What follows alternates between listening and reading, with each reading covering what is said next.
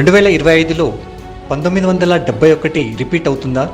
భారత్ పాకిస్తాన్ల మధ్య యుద్ధం తప్పదన్న వార్తల నేపథ్యంలో అంతా 1971 యుద్ధం గురించే చర్చించుకుంటున్నారు. పైగా 1971 తర్వాత మొదటిసారిగా దేశవ్యాప్తంగా మాక్ డ్రిల్స్కు సన్నాహాలు చేయడం కూడా దీనికి కారణం.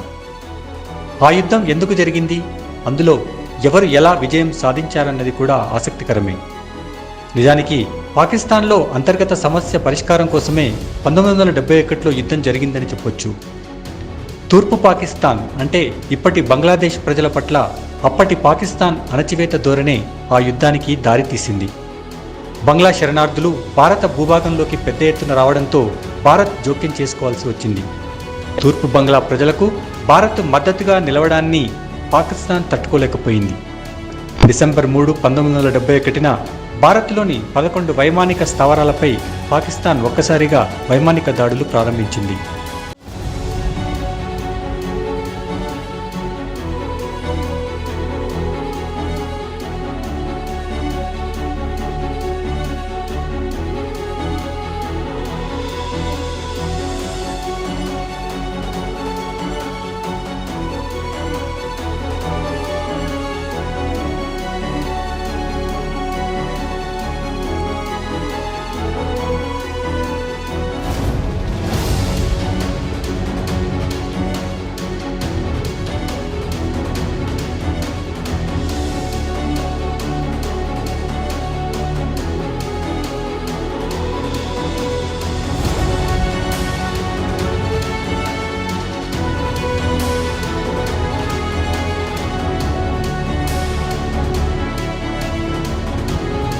దీంతో భారత్ పాక్ల మధ్య యుద్ధం మొదలైంది.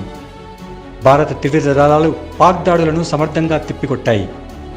తూర్పు, పశ్చిమ సరిహద్దుల్లో ఏకకాలంలో పాక్ దళాలపై విరుచుకుపడ్డాయి. భారత నౌకాదళం కరాచీ నౌకాశ్రయంపై మెరుపుదాడి చేసి పాక్ను కోలుకోలేని దెబ్బతీసింది. ఇక ఇండియన్ ఎయిర్ ఫోర్స్ పాకిస్తాన్ వైమానిక దళాన్ని నిర్వీర్యం చేసింది. భారత దళాలు డిసెంబర్ 16, 1971న ఢాకాను స్వాధీనం చేసుకున్నాయి. భారత్ సైన్యం దాటికి పాక్ తట్టుకోలేకపోయింది. దీంతో కేవలం 13 రోజుల్లోనే యుద్ధం ముగిసింది. Pak army commander lieutenant general A A K Niazi భారత తూర్పు commander lieutenant general Jagjit Singh Arora సమక్షంలో లొంగుబాటు పత్రంపై సంతకం చేశారు.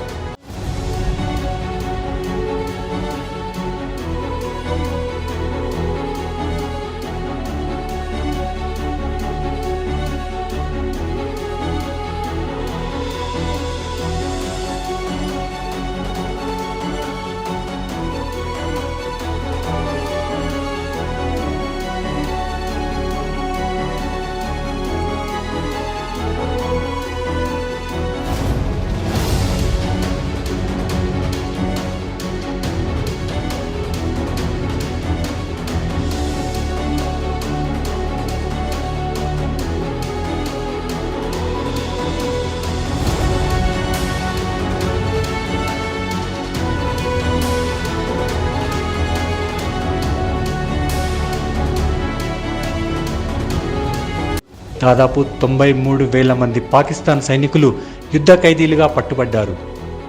ఇది రెండో ప్రపంచ యుద్ధం తర్వాత అతిపెద్ద సైనిక లొంగుబాటుగా చెబుతారు. ఆ తర్వాత తూర్పు పాకిస్తాన్ బంగ్లాదేశ్గా అవతరించింది. ఈ విజయంతో భారత సత్తా ఏంటో పాకిస్తాన్కు తెలిసొచ్చింది.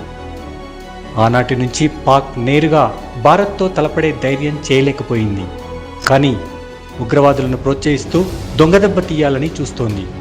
ఒక రకంగా పరోక్ష యుద్ధాన్ని చేస్తోంది. ఇలాంటి వాటికి చెక్ చెప్పేందుకే భారత్ నేరుగా పాక్తో యుద్ధానికి సిద్ధమవుతోంది. మరోసారి పాకిస్తాన్కు గట్టి గుణపాఠం చెప్పేందుకు భారత్ సమాయత్తమవుతోంది.